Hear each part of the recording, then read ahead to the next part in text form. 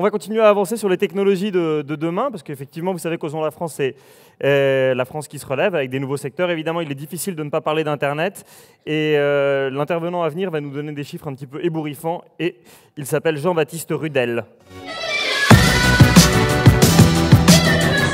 Bonjour Jean-Baptiste. Vous avez Vous avez un petit chronominuteur. Alors Jean-Baptiste, j'ai lu Le Monde mardi. La comète Criteo, avec des chiffres qui sont hallucinants, donc je vais vous laisser les présenter, mais votre société a été créée il y a 8-9 ans, je crois, 800 collaborateurs, vous et 2X au départ, et ça a deux polytechniciens, et ça a une grosse importance, puisque vous avez décidé de faire de la pub pas comme tout le monde, puisqu'Internet est un média pas comme les autres, et vous avez des résultats bluffants. Est-ce que vous pouvez nous expliquer un peu plus concrètement ce que je viens de dire de façon évanescente? Alors bonjour. Bon, ça n'a pas d'importance que mes deux cofondateurs aient fait Polytechnique, d'autant qu'ils ont fait l'école des mines. Mais bon, c'est pas très grave. Je vais vous raconter l'histoire de Criteo et surtout un aspect qui me tient particulièrement à cœur, qui explique beaucoup notre succès. Le but, ce n'est pas du tout de s'auto-congratuler, mais plutôt de donner envie à d'autres gens de le faire. Il y a peu de belles expériences de start-up en France, et c'est dommage. Il y en a beaucoup aux États-Unis. Et on a tendance à croire que finalement, il n'y a que aux États-Unis qu'on peut monter des start-up dans le domaine de l'Internet qui deviennent mondiales. Et donc, ce qu'on essaie de montrer en témoignant, c'est de dire que c'est possible. Alors, on n'a pas encore la taille d'un Google ou d'un Yahoo, mais en tout cas, on a une trajectoire qui pour l'instant, est vraiment intéressante. Donc, effectivement, en quelques années, on est passé de... En fait, la boîte a 8 ans, mais les 3 premières années, on était 20 au fond de la cave à essayer de trouver comment faire tourner notre technologie. Et c'est seulement depuis 2008, donc depuis 4 ans, 5 ans maintenant, que vraiment l'entreprise a décollé, où on est passé en 5 ans de 20 à 800 personnes.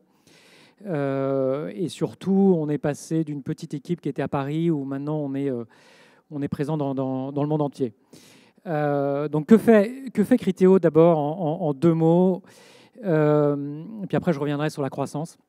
On est une entreprise qui fait du ciblage publicitaire sur Internet. Notre métier, c'est de montrer la bonne bannière de pub à la bonne personne au bon moment, et avec l'espoir de susciter son intérêt et qu'il clique sur cette bannière. Et donc de transformer un peu la pub sur Internet, qui est aujourd'hui vue par beaucoup de gens comme une pollution, juste un bout de la page qu'on ne regarde pas, parce que de toute façon, ça ne sert à rien. Effectivement, il y a beaucoup de pubs sur Internet qui ne servent à rien, qui font juste du remplissage, à quelque chose qui devient pratiquement comme de l'information, où le contenu publicitaire s'est vraiment adapté au centre d'intérêt des gens et à leurs attentes. Et tout ça avec beaucoup de techno derrière, quoi. Donc, cette croissance très importante qu'on a eue sur les 5 dernières années, elle tient essentiellement au fait qu'on a eu un très fort développement à l'international. Parce qu'il y a pas mal de startups, même en France, qui ont eu un beau développement. Des gens comme Vente Privée, comme Free, bien sûr, qui est de loin le plus beau succès techno des dernières années. Mais c'est des entreprises qui ont un socle français très important. Ce qui fait le côté un peu unique de Criteo, c'est qu'on est vraiment un groupe mondial. On fait plus de 85% de notre chiffre d'affaires à l'export, donc en dehors de France. Donc, on participe au rayonnement français. Et donc, on a les avantages et les problèmes d'une multinationale, parce que, à côté d'un groupe du CAC 40, on est un nain de jardin. 800 personnes, c'est tout petit. Par contre, on a une problématique de multinationale, avec des filiales non seulement dans toute l'Europe, aux États-Unis, en Asie, au Japon, en Corée, en Australie ou au Brésil. Et donc, ça donne à la fois des opportunités et des contraintes un peu particulières. Et en fait, ce qui nous a permis de nous développer, c'est d'essayer de vaincre les barrières mentales d'aller à l'international. L'international, c'est quelque chose qui fait peur. Normal, c'est loin, les gens ne parlent pas la même langue, ils ont d'autres habitudes. Culturellement, c'est compliqué aussi de reconnaître les bonnes personnes. Et donc, on est freiné dans sa croissance souvent parce qu'on n'ose pas y aller. Donc, c'est bien que le truc s'appelle « il faut oser », parce que nous, parfois et assez souvent, on a dû se faire violence pour se dire « allez, on va y aller, on va aller à l'international ». Donc on a commencé en 2008, on a démarré très vite sur la France, où on a eu quelques clients rapidement. On a beaucoup de nos clients dans le secteur de la grande distribution, des gens comme la Fnac, comme la Redoute, les Trois Suisses, Price Minister. Puis et tout de suite, ça marchait très bien. On s'est dit, bon, on va essayer de dupliquer le modèle à l'international. Donc, comment faire? D'abord, on s'est dit, bon, on va aller en Europe. C'est quand même plus simple, c'est pas loin de chez nous. Donc, on a attaqué l'Angleterre, l'Allemagne, l'Italie.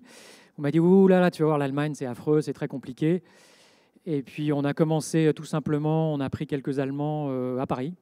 Et l'intérêt de l'Allemagne, c'est que c'est un pays très décentralisé.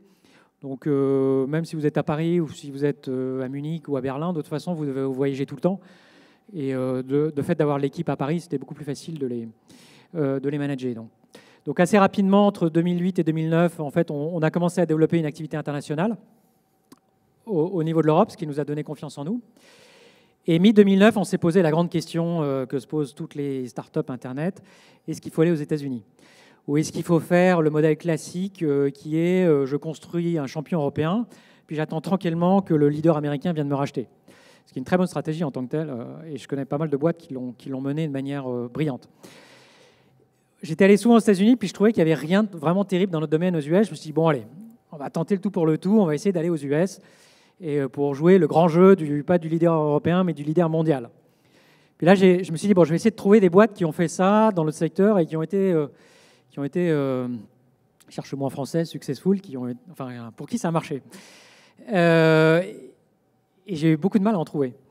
Par contre, j'ai trouvé beaucoup d'échecs. La liste est très longue et en fait, elles ont souvent un point commun, tous ces échecs, c'est que quand vous allez dans une entreprise européenne qui va aux États-Unis, vous avez énormément de mal à recruter des bons Américains.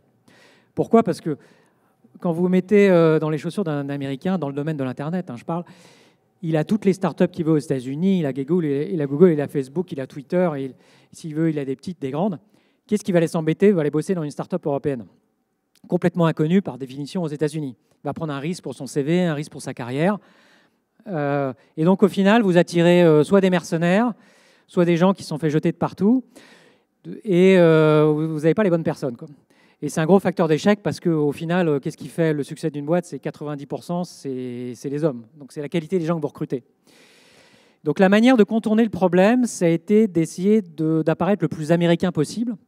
Donc qu'est-ce que j'ai fait ? J'ai pris ma petite valise avec ma famille, je suis allé m'installer en Californie, j'ai mis mes enfants à l'école locale, j'ai essayé de paraître le plus américain possible.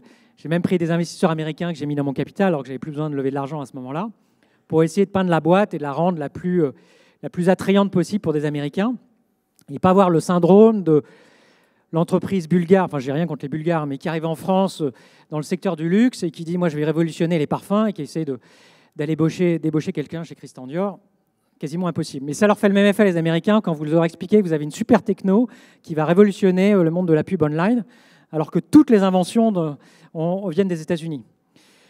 Donc voilà, donc ça a été un peu long au début, mais les États-Unis, parce que c'est un très grand pays, il faut beaucoup d'argent pour démarrer. Heureusement, pendant ce temps-là, l'Europe avait énormément décollé, donc on a pu financer, je dirais, notre aventure américaine avec notre succès européen. Il nous a quand même fallu 3 ans pour vraiment décoller aux US. Par contre, la beauté des US, c'est qu'une fois que ça marche, ça va très très vite, et aujourd'hui, c'est devenu la locomotive de notre société. C'est de loin notre plus gros pays en termes de chiffre d'affaires, et là, on a énormément de croissance. Et donc maintenant, évidemment, on peut beaucoup mieux prétendre avoir un leadership mondial du fait qu'on a une présence très forte aux US. Comme l'appétit vient en mangeant, après les US, on s'est dit qu'on allait conquérir le reste du monde. Je ne vais pas vous faire la liste de tous les pays, je vais vous en parler juste d'un qui est assez emblématique, qui est le Japon. Le Japon, c'est encore un pays qui fait peur à tout le monde, parce qu'il y a la langue. Alors là, c'est vrai qu'en termes de décalage culturel, on ne peut pas faire pire. Mais alors, le bon côté de ça, c'est comme ça fait peur à tout le monde, il y a peu de gens qui y vont. Et donc, quand vous arrivez au Japon, donc pareil, je suis arrivé là-bas, les Japonais sont très curieux parce qu'ils ont très peu de boîtes étrangères, forcerie françaises, dans le domaine de l'Internet qui viennent les voir. Donc, si le gars fait l'effort de venir au Japon, c'est qu'il a probablement quelque chose d'intéressant à nous raconter. Et donc, on a pu décrocher des rendez-vous assez vite au Japon avec des premiers clients. Alors là, après, évidemment, il faut avoir un produit qui tient la route parce que sinon, ça ne marche pas.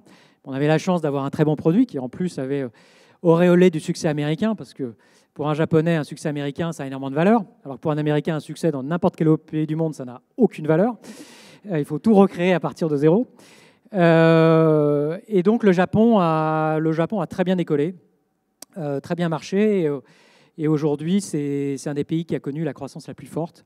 Alors un des facteurs clés de succès, c'est qu'on a trouvé localement un manager japonais qui était ultra connecté, qui était prêt à prendre le risque de rejoindre une société nouvelle. Curieusement, c'est étonnant de trouver... C'était plus facile de trouver un Japonais qui a pris un risque important qu'un Américain. Puisqu'un Américain, pour trouver des Américains de haut calibre, il a fallu déjà que la structure ait du succès aux États-Unis. Et donc, alors qu'au Japon, on a pu dès le démarrage avoir un Japonais très haut de gamme. Voilà, donc je vous raconte tout ça. Donc aujourd'hui, on est présent dans 15 pays. Et c'est ça qui tire toute la croissance de Criteo. C'est ça qui tire le fait qu'on a pu...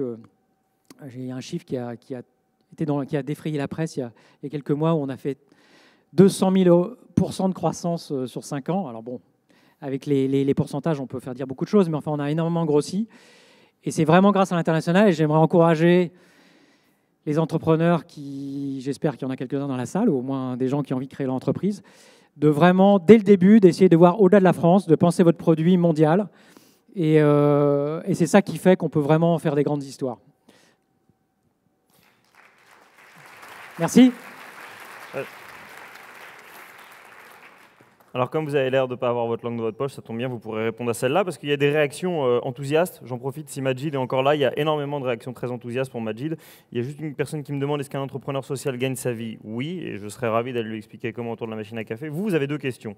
Non, pardon. Vous avez des compliments sur JB Rudel, le meilleur exemple de chemin à suivre pour l'international.